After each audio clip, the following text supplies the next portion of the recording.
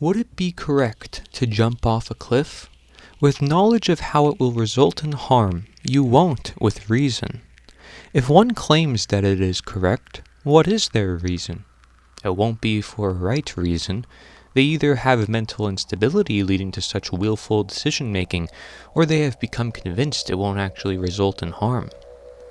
Natural law must be applied to actions done toward thyself, not simply toward others. How could you steal something that's yours? Well, your life isn't just yours. It's also of nature, your family too. This is where true spirituality comes in, from my view at least. Realizing that you own yourself but must know nature in order to do so, because it is in part ownership as a close parent. Everything can be related to nature, not just rights, not just ownership, not just natural law, and all is interconnected. I realized that while our knowledge is important, the format matters much to its impact. Therefore, we ought to come at it from multiple different angles, not limited to quote-unquote natural law. Any form of theft is a violation on nature, otherwise natural law wouldn't be natural. Any form of man-made pharmaceuticals is a violation on nature, otherwise natural medicine wouldn't be natural. The word natural symbolizes that there exists something that isn't. Yet appealing to nature is considered a fallacy? It's inescapable, for if one claims such, they are speaking of the nature of the appeal to nature. You cannot escape the evaluation of nature, whether holistic or incomplete. It's always at work in every argument. In the case of jumping off a cliff, why harm what nature provided for you? Why harm the nature of the body, of which is to heal and not be of death or disease? If the nature of their mentality conflicts with the nature of their body, something isn't right. This is where harmony is essential. It is working within the flow. Many speak as if they are a philosopher. Are they really? Well, who am I to say? How many say, who am I to say? Well, who am I to say? I don't title myself for the very reason people expect it. It's not what matters.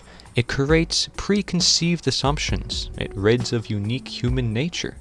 If what is correct is right, it is also what is intended of nature, if we learn from it. If we don't learn from nature, it doesn't matter for us to learn what is right. Therefore, learning from nature inevitably leads to learning natural law. This is the truth to my natural truth journey. I did not come to it by experience. I came to it by awareness. Whether it be talking to myself, journaling observations, staying quiet and taking a step back from the crowd, utilizing alternatives, boosting my health awareness, seeking the most simplistic to be most known aspects of life. Some may consider this lucky. I consider it using my nature for nature. As a conscious being, it is my duty to be conscious. If I am sovereign by nature, free by nature, that is the intended reality. Any restrictions are wrong simply because they violate nature.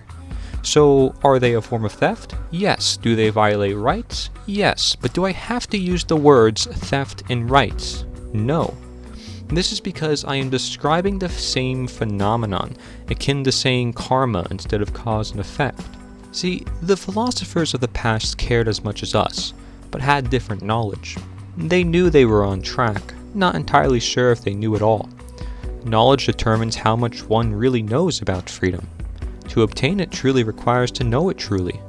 A quote-unquote libertarian or socialist of the past, regardless of these terms, may actually have good intentions that could have been fulfilled in, what I talk about with modern abolitionism and real anarchism, given the knowledge we have now about true freedom, natural law, and the belief called statism.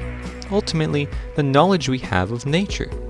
See, legality is unnatural morality forcibly claiming to be authority. It is unnatural authority claiming to be natural morality and thus natural authority.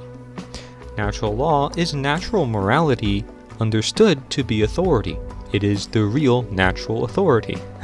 Imposed morality by nature is moral relativism, as it is assuming man can be the source of morality. If there is nobody who can impose, however, then moral objectivity is embraced naturally, as it is man searching for and knowing the source of morality. The incentive to be complacent, going with the flow, is, for example, tending to symptom management technologies, like getting laser surgeries. Just because it can be done, because it can help, doesn't mean it ultimately should be done, or that there isn't a better, more natural way. And there always usually is a better, more natural way. Between my generation getting forced vaccinated to the social degradation of society, I can't say anymore that what I talk about isn't really concerning or affecting me. I may never find love because this society doesn't promote it, despite how necessary it is.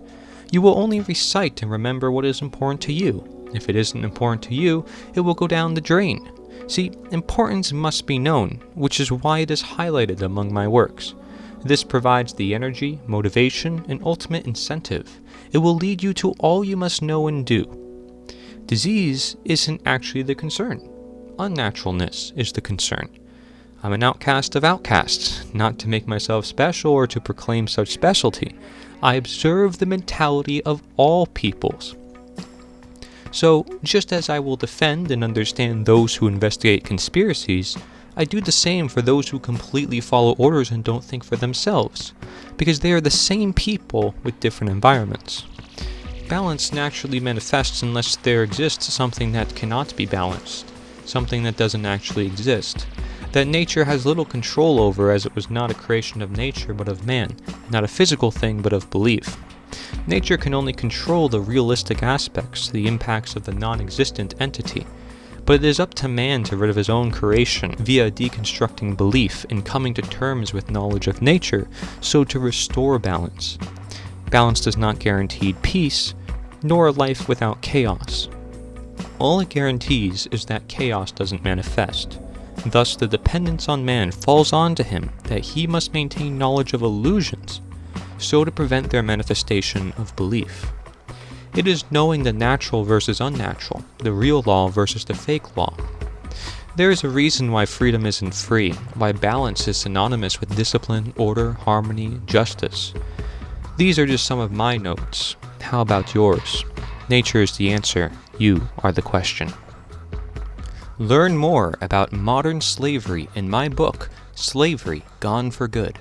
My name is Corey Engerlot. I want you to reclaim your freedom by knowing what slavery is, so we can end slavery once and for all.